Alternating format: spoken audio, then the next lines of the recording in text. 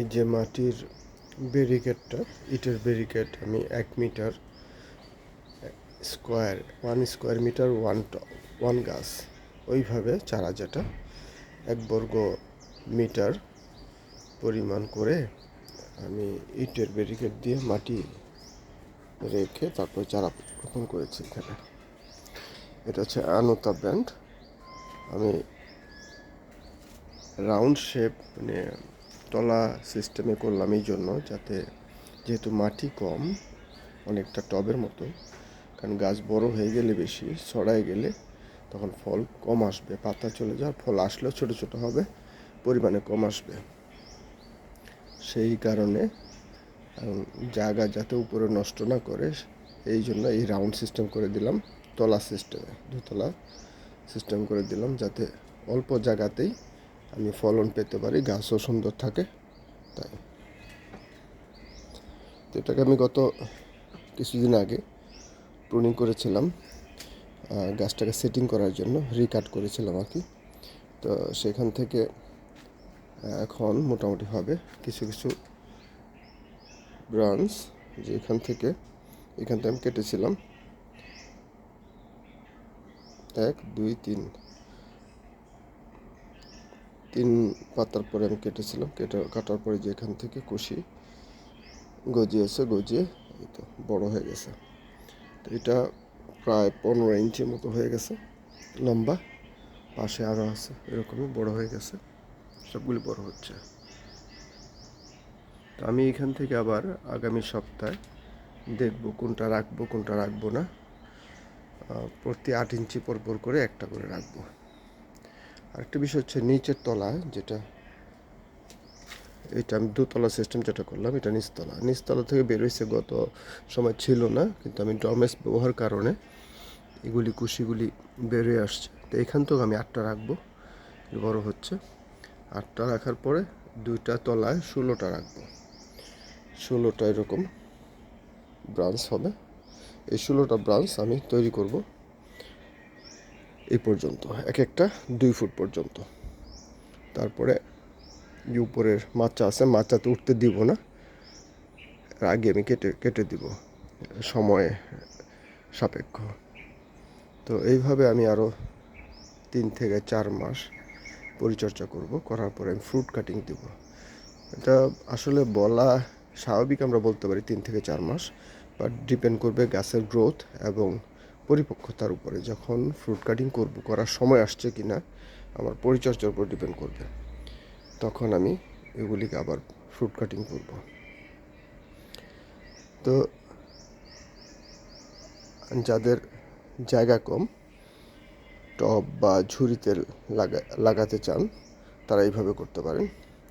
এটি আমার কাছে ভালো লাগছে, আমি এটাই এভাবেই করছি, যাতে জায়গার স্বল্পতার কারণে। তাই মাচাতে উঠাইছি, ওই যে সামনে আরেকটা আছে, ওইটাকে মাচাতে উঠাই দিছি। ওই এটা হচ্ছে ইউক্রেনের নাদেজদা, ফল আসছে, ফল ঝুলে আছে। এটা ছোট জাত কিন্তু খুব মিষ্টি, ব্ল্যাক ব্লু কালার। তো এইভাবে করা যায়, যে কোনোভাবে করা যায়, ডিপেন্ড করবে জায়গার উপরে। এটা আমি এই পাশে দিয়ে দিছি, যেহেতু আমার এই পাশে আরেকটি গাছ আছে, এটা এক সাইড আমি সরাই দিছি। প্রচুর ফুল আসছে।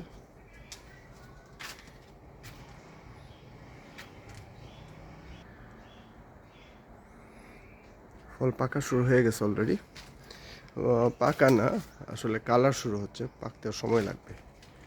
কালার আসতেছে, কালার আসার পরে তারা আবার এটার ভিতরে যে টিউবে পানি আসতে হবে, মিষ্টি কতটুকু হবে সেটাও ডিপেন্ড করবে আমাদের পরিচর্যার উপরে। যে কালার হয়ে গেছে এখানে, যে কালার শুরু হয়েছে এখানে, যে কালার শুরু হয়েছে এখানে।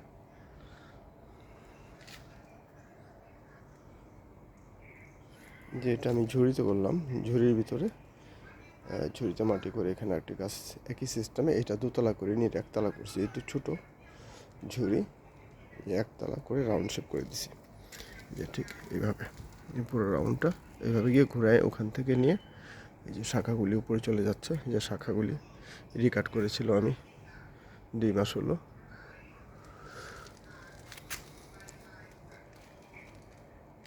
এটা সেটিং করতেছি। তো এটা আর মাস দুয়েক পরে আমি ফ্রুট কাটিং করবো ইনশাল্লাহ।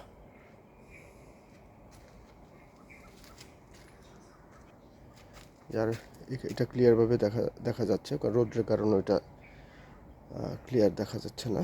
যেটা আমি নতুন চারা ঝুড়িতে 20 ইঞ্চি সাইজ ঝুড়ি, যে আমি এখানে কেটে দিয়েছিলাম আগাটাতে, এই জায়গাটাতে, যাতে শাখাগুলি বের হয়ে আসে।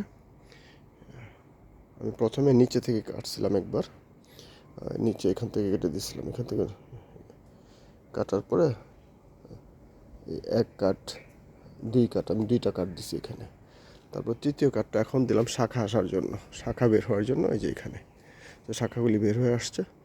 এইটাকে আমি ঝুড়িতে করব, ওই যে কন্ডো সিস্টেমে, যেটা তলা সিস্টেমে করব। তো আর একটু যখন 6-7 ইঞ্চি বেরিয়ে আসবে শাখাগুলি, তখন আমি নতুন করে এখানে সাজাই দিব এটাকে। তো যাদের জায়গার সমস্যা, আমার মনে হয় তারা এইভাবে করতে পারেন। অ্যাকচুয়ালি একটু মনোযোগ দিলেই হয়, আর কিছু লাগে না।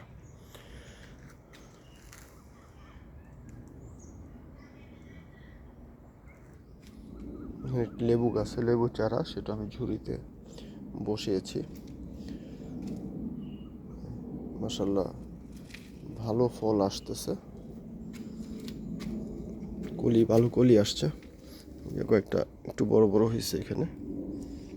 এখানে এটা একটু বড়, এটা ছোট, এই ছোট ছোট কলি আসছে এখানে। প্রত্যেক জায়গাতে, প্রত্যেক ব্রাঞ্চে কলি আসছে।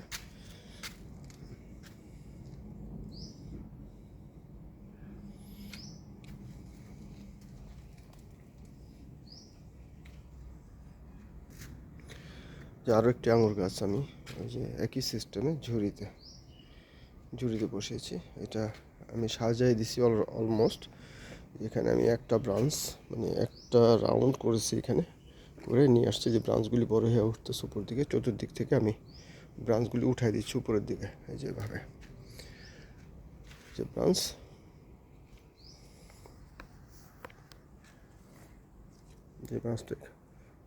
এখান থেকে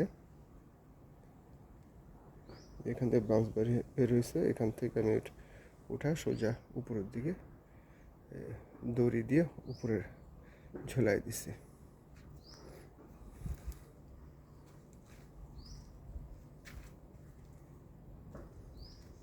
পুরো গাছটি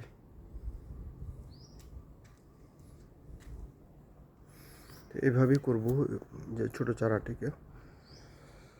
দেখা যাক কি হয়। খুদা হাফেজ, ভালো থাকেন।